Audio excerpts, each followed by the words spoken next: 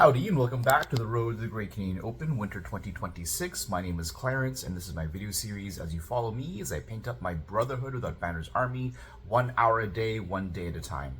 The whole point of the series is for me to help you, to trying to inspire you to paint up your army as well, to show you that if you use a fairly simple technique like Slapchop and you work at your army regularly, you can get a lot done.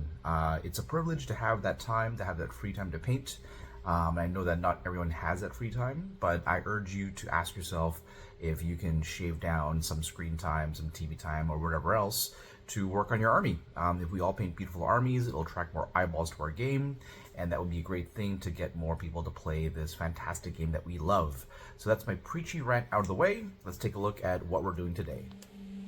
So today we're going to be working on our two palette cleansers, Angui and Lady Ravella. Palette cleansers, in case you're not sure what that means, is after painting up a whole tray, we just finished up our Golden Company crossbows, it's nice to take a break and paint something a little bit more fun. So I'm cleansing the palette, like when you taste food and you use water or something else to clear your palette. Typically in the past, painting up one of these palette cleansers has taken about the full session, 35 to an hour. So we're going to start with Angui because he's more traditional. Lady Ravella, she's got these really cool swan symbols on her cloak, so I'm going to think about how I'm going to paint her because I do want to use greens and yellows to tie her into my army, but I feel like some creams and some whites might be appropriate too for that swan symbol. So we'll start with Angui. 1 hour work starts now.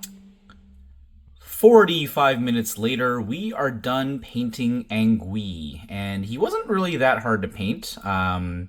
It was actually pretty fun painting him and just being able to like go in and do some details and be a little more careful and make him look a little cooler. But essentially I painted him like my other archers, so went for the traditional green and yellow scheme. So it's the Warp Block green and the Nazdrag yellow. And I just stuck to all the colors I've been using. So I did more Basilicanum gray on the pants, I did snakebite leather on the straps and stuff. He's got like a quilted tunic area. I did the off-white skeleton horde on there. And looking up the Wikipedia, he's supposed to have red hair, so went for my usual red hair scheme, Mephisto on red plus a little bit of Dryad bark, washed in Agrex Earthshade. So he's done 45 minutes later, as I said, and now we've got Lady Ravella. So normally these are an hour sessions, but I really want to paint her. It's also been fun. You know, normally painting can be a grind.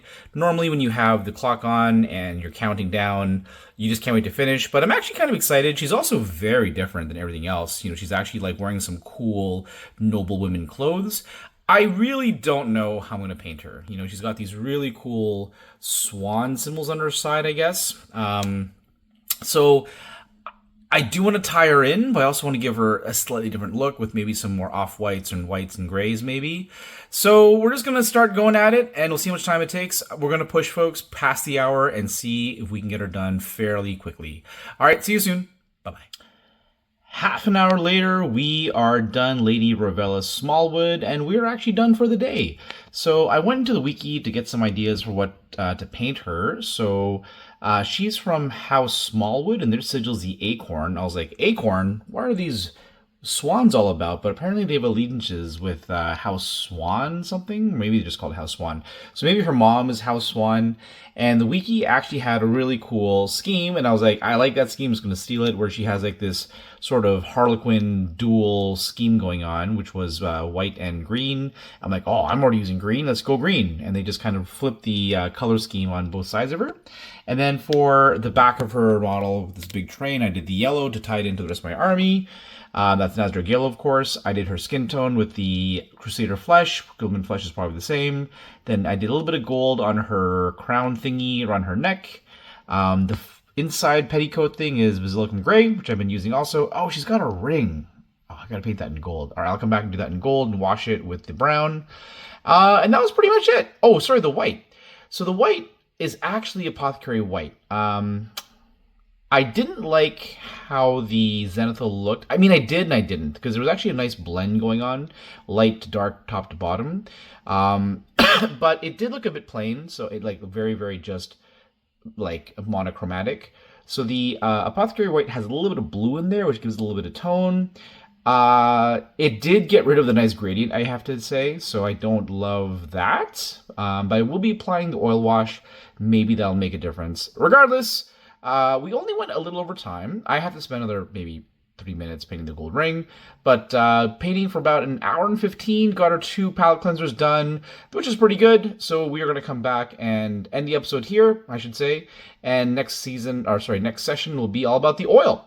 So thanks for watching, folks. Hopefully you've been inspired to paint along as well. I hope that you are busy doing work on your own minis, and please share the video with anyone you think might be inspired by a painting series. Keep the faith. See you next time. Bye-bye.